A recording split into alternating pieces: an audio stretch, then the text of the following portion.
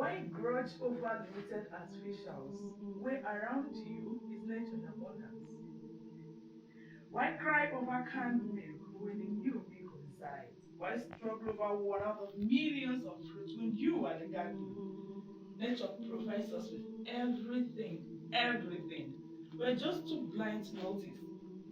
From Mother Earth came all lives and existence, and we, her children, would never be in need. In the green leaves, oxygen, in the forest, shelter, in the ocean, water, on land, our food, in plants and fruits, our medicine, in her, wisdom.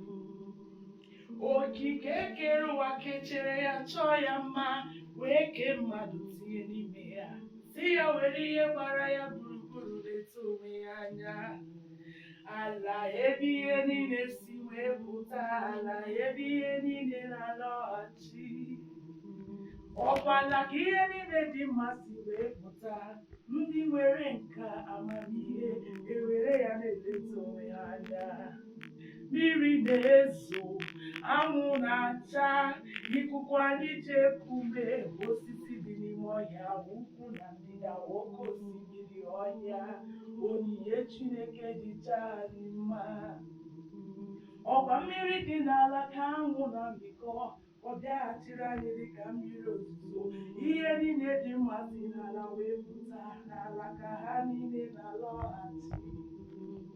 Why then do you lack the midst of abundance? Why destroy the trees, pollute the air, and flood the land? Why endanger the womb of nature and cause havoc? Why spoil the magnificence of we are for nature as nature is for us.